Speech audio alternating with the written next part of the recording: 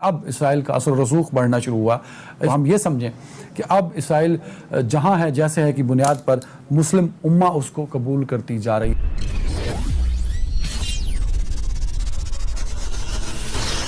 Hello दोस्तों, जय हिंद। कैसे हो guys? Welcome my YouTube channel Hindustan special.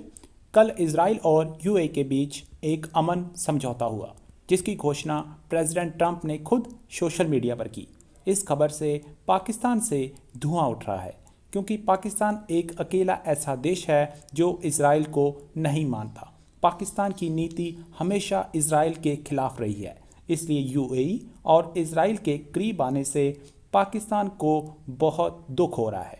Pakistani media इस पर अपनी जलन को नहीं छुपा पाया और उसने अपनी सोच इजराइल के खिलाफ उजागर कर दी।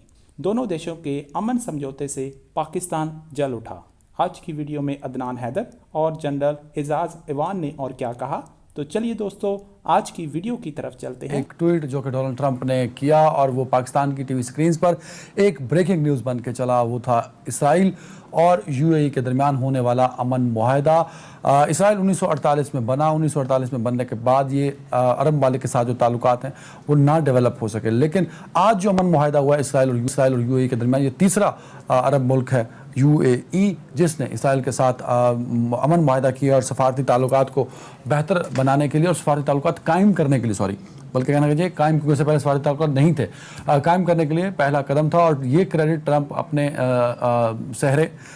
सहरा अपने सर बांध रहे हैं इस जो आज डेवलपमेंट हुई है इसराइल और यूएई के दरमियान। इससे पहले मिस्र ने 1979 में अमन मुआहदा किया था, जबकि मिस्र पहला मुल्क था और उसके बाद दूसरा अरब मुल्क उर्दन था जिसने 1994 में अमन मुआहदा इसराइल से किया था, और यूं यूएई तीसरा मुल्क बन चुका है। हम एक शेर बड़े बचपन से पढ़ते आ रहे हैं और अब तक वो शेर पढ़ा जाता है, शायद ये शेर ही रहेगा कि एक बार और तू यसरब से फ़लस्तीन में आ, रास्ता देखती है मस्जिद अक्सा तेरा, जहाँ नमाज नहीं होती। बाज़-औक़ात वहाँ ऐसा भी होता है कि इसराइली फ़ौजी जूतों के साथ हमारे किबला अव्वल में, हमारी मुक़द्दस तरीन जगह पे घुस जाते हैं और बेहुरमती करते हैं और हमारे जज्बात मजरूह होते हैं। ये एक पहलू है। दूसरा पहलू मज़लूम फ़लस्तीनी हैं जिनकी ज़मीनों पर कब्ज़ा किया गया, जिनके मुल्क पर कब्ज़ा किया गया, जिनके इलाकों पर कब्ज़ा किया। तो पाकिस्तान हमेशा इस पर आवाज़ उठाता रहा है और दुनिया भर के मुसलमान मुल्क उठाते रहे, लेकिन अब इसराइल का असर रसूख बढ़ना शुरू हुआ इस कॉन्टेक्स्ट में कि इसराइल मुस्लिम ममालिक के साथ ताल्लुकात बनाना शुरू हो गए, सफारती ताल्लुकात कायम करना शुरू हो गए। तो हम ये समझें कि अब इसराइल जहाँ है जैसे है कि बुनियाद पर मुस्लिम उम्मा उसको कबूल करती जा रही है। पहला सवाल मैं ट्रंप के ट्वीट पे पूछ लेता हूँ। Huge breakthrough today, historic peace agreement between our two great friends Israel and the UAE. Trump credit ले रहे हैं सर इस डील का। जी यकीनन उन्हें क्रेडिट जाता है, क्योंकि ये जो डील हुई है और जिस तरीके से वहां कराई गई है, इसमें एक तो जो प्रेसिडेंट डोनाल्ड ट्रंप हैं वो बड़े क्लियर विनर हैं इस मामले में कि उन्हें इंतखाबात से पहले वो बड़ी कामयाबी मिल गई जो ज्यूइश लॉबी को उनकी लाइन में ला के खड़ा कर देगी, डोमेस्टिक पॉलिटिक्स में भी और मिडल ईस्ट पॉलिटिक्स में भी। तो ये यकीनन इसीलिए वो इतने खुश होकर ट्वीट कर रहे हैं कि उनके लिए ये बजाते खुद एक बहुत बड़ी कामयाबी है। और दूसरा, इजराइल के लिए और अमेरिका के लिए इस तरह भी एक बड़ी कामयाबी है जो हमारे लिए काबिल अफसोस है कि इस डील के बाद जो उन्होंने कहा है कि other Muslim countries will follow, तो अब अगर उर्दन, इजिप्ट और अब यूएई है और इसके बाद अगर कुछ और मुस्लिम ममालिक इनको तस्लीम करने की तरफ बढ़ते हैं इजराइल को, तो यकीनन मुस्लिम उम्मा को डिवाइड करने में इजराइल और अमेरिका पाकिस्तान कहाँ खड़ा होगा सर? अगर आपको ये खदशा दुरुस्त साबित हो जाता है, अगर अल्लाह ना करे पहले, तो पाकिस्तान कहाँ खड़ा होगा सर?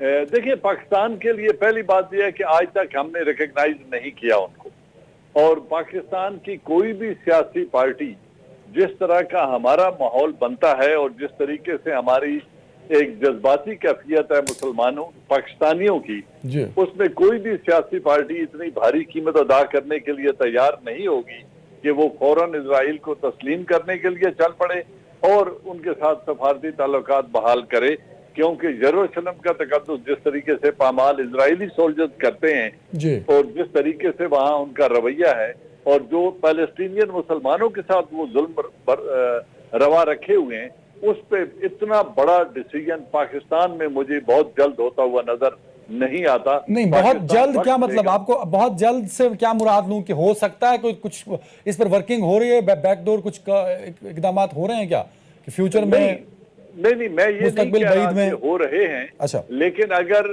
आधी मुस्लिम उम्मा कल इन्हें तस्लीम कर लेती है जी। और बड़े वो अरब ममालिक उनको तस्लीम कर लेते हैं, तो यकीनन ओआईसी में तो एक बहुत बड़ी डिवीजन आ जाएगी। तमाम बातें, और आज यूएई का तस्लीम कर लेना इसराइल को, क्या ये इत्तफाक है, ये कुछ प्री प्लान एक बड़ा मंसूबा चल रहा है जिसमें शामिल कुरैश अभी बयान दे गए, सऊदी अरब की जानिब से भी हमें एक सर्द मोहरी नजर आती है, और आज जो कुछ हुआ सर?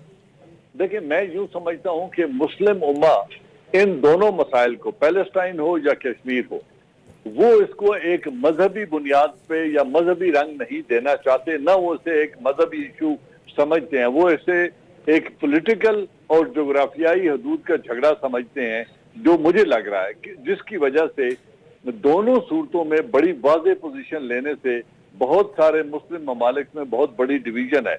और ओआईसी ने भी इसलिए कोई वाज़ेह पोजीशन कश्मीर पर इख्तियार अभी तक इसलिए नहीं की, ये मेरी जाती राय है, कि वो इसको एक पॉलिटिकल इश्यू समझते हैं जिसे हिंदुस्तान और पाकिस्तान को आपस में मिल बैठ के हल करना चाहिए। मैं सवाल इस कॉन्टेक्स्ट में पूछना चाह रहा था कि जो इसराइल के ताल्लुकात मुस्लिम कंट्रीज से बन रहे हैं, ट्रंप क्रेडिट ले रहे हैं, क्या ये अकेला क्रेडिट ट्रंप का है या मुस्लिम ममालिक खासतौर पर सऊदी अरब भी इसराइल के मुस्लिम उम्मा के साथ जो ताल्लुकात बेहतर इस्तवार हो रहे हैं उसमें सऊदी अरब का कोई रोल हो सकता है सर बैकडोर पे? देखिए, सऊदी अरेबिया ने अभी तक कोई पोजीशन इख्तियार नहीं की, ना उन्होंने रिकग्निशन की बात की है, न वहां पे कोई बड़ी डेवलपमेंट हमें नजर आई है फिलहाल।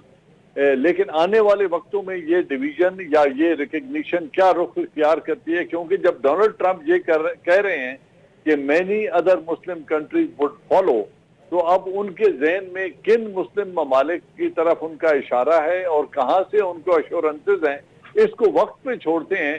आने वाला वक्त बताएगा, बजाय इसके कि हम क्या साराई करें। Got the point. इसराइल को तस्लीम करना, दूसरे लफ्जों में फलस्तीन के मौजूदा नक्शे को और मौजूदा सूरत हाल को तस्लीम करना है।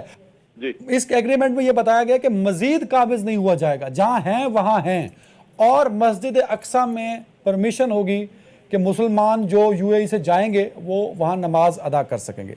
दिस इज दी पॉइंट्स जो एग्रीमेंट में है सर। लेकिन जो पहला प्रिंसिपल स्टैंड था वो तो ये हुआ करता था कि बैतुल मकदस को एक ओपन सिटी करार दिया जाएगा, उस पर ना इजराइल का वो शहर होगा, जो सर ट्रंप ने शेयर किया है एग्रीमेंट, वो मैंने पूरा पढ़ा है, उसमें नहीं है ये बात सर, उसमें नहीं। अगर उसमें नहीं है तो मेरे ख्याल में पैलेस्टाइन को बहुत बड़ी कुर्बानी पैलेस्टीनियन से मांगी जा रही है। अब वो इस पर कैसे रिएक्ट करते हैं ये आने वाला वक्त बताएगा, और हम सबको वेट एंड सी की सिचुएशन है कि देखते हैं कि पैलेस्टाइन कैसे तस्लीम करता है और कौन से वो ममालिक हैं जो इस लाइन में लग के इसराइल के साथ ताल्लुकात बहाल करते हैं, कर सकते हैं। और ममालिक हैं इसका खदशा जनरल साहब भी जाहिर कर रहे हैं और ट्रंप भी कह चुके हैं।